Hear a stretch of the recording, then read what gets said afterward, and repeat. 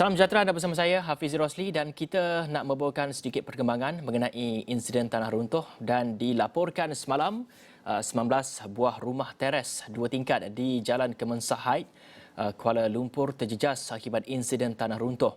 Dan menurut Pengarah Jabatan Bomba dan Penyelamat Selangor Nur Azam Khamis, pihaknya terima panggilan kecemasan berhubung kejadian itu pada jam 9.33 malam Jumaat. Dan dilaporkan juga sebelum ini susulan itu 28 keluarga yang terlibat telah pun dipindahkan dan ini bagi mengelakkan kejadian tidak diingini berlaku. Tiada sebarang kecederaan dilaporkan.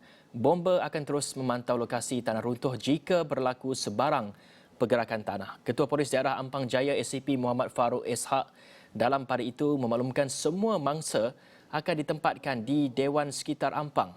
Dan jelasnya pihak Majlis Perbandaran Ampang Jaya menyediakan 2 lokasi sebagai penempatan sementara.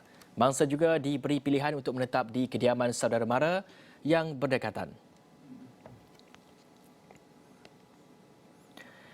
Baik, dalam masa sama juga kita telah pun menghantar wartawan kami Hasimi Muhammad yang saya kira sudah pun bersedia di talian pada ketika ini untuk memperincikan mengenai keadaan sebenar dan juga situasi semasa di Kemensa Heights itu sendiri. Hasimi, boleh dengar saya Hasimi? Dengar Hafiz? Ya, silakan Hasimi dengan perkembangan anda. Bagaimana anda melihat kepada situasi semasa di sana dan mungkin ada tinjauan daripada mereka ataupun penguatkuasaan sendiri, begitu juga dengan majlis daerah juga yang difahamkan kerja-kerja untuk kerja-kerja dari segi untuk mengalihkan runtuhan itu, begitu juga untuk membersihkan kawasan itu juga sedang pun giat dijalankan. Mungkin dapat teruskan dengan situasi semasa di sana, Simi. Baik, terima kasih Hafizi. Lintas langsung dari Kemensa Heights sebenarnya telah pun dimaklumkan oleh Hafizi susulan daripada kejadian tanah runtuh ketika ini. Tumpuan juga ketika ini adalah terarah untuk menunggu ketibaan Ahli Parlimen Gombak, Datuk Seri Muhammad Azmin Ali. Namun sebentar tadi saya telah pun melihat beberapa kenderaan hitam dipercayai membawa golongan VIP telah pun tiba di laluan berbeza. Kalau boleh rakan setugas Amir tunjukkan satu lagi laluan nak gambarkan situasi berlakunya kejadian tanah runtuh di sini. Itu laluan antara laluan pertama yang menghubungkan ke lokasi tanah runtuh, dan sebentar tadi kenderaan yang saya maksudkan telah pun tiba melalui kawasan tersebut menuju ke kawasan ke belakang sekitar dalam 200 meter. Dan satu lagi lokasi adalah di belakang saya ini, di mana pihak polis sekarang ketika ini sedang bertugas mengawal kawasan ini, dan di dua-dua lokasi telah pun ditutup dan dikawal ketat dan tidak dibenarkan pengamal media dan juga orang awam untuk memasuki kawasan tersebut. Dan untuk kita faham juga Hafizi, mana satu lokasi yang berlakunya tanah runtuh, kita boleh tunjukkan Amir rumah yang saya gambarkan dalam keadaan sedikit catnya luntur itu. Di belakang itulah berlakunya kejadian tanah runtuh melibatkan 28 keluarga telah pun dipindahkan.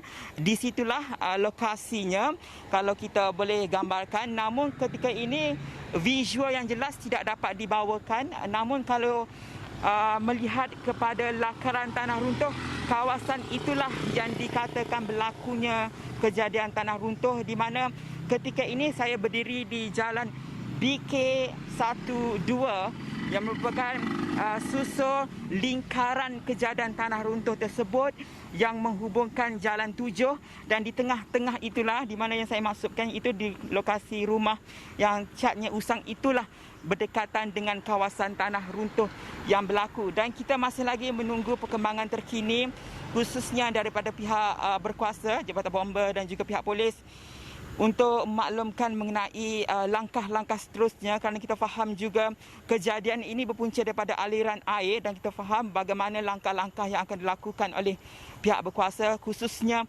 untuk memastikan struktur tanah ini dapat diatasi untuk mengelakkan kejadian yang sama. Dan kalau boleh lihat juga diceritakan daripada visual bahawa beberapa rumah termasuk di rumah nombor 8 yang di tengah-tengah yang saya maksudkan itu juga terjejas lokasi kejadian. Selain itu juga arah runtuhan tanah kalau ikutkan kepada lakaran kejadian tanah runtuh yang dikongsikan oleh pihak bomba, ia berlaku daripada Jalan 7, daripada pihak atas sana dipercayai sekitar daripada pokok kelapa itu turun ke kawasan rumah nombor 8, dan di situlah berlakunya kejadian tanah runtuh yang mengakibatkan beberapa rumah di lokasi tersebut telah pun terjejas, termasuk juga kalau kita melihat kepada beberapa rumah seperti rumah teres yang berada di situ terjejas. Namun difahamkan kesemua mereka, saya telah mendapatkan daripada pihak polis, kesemua rumah-rumah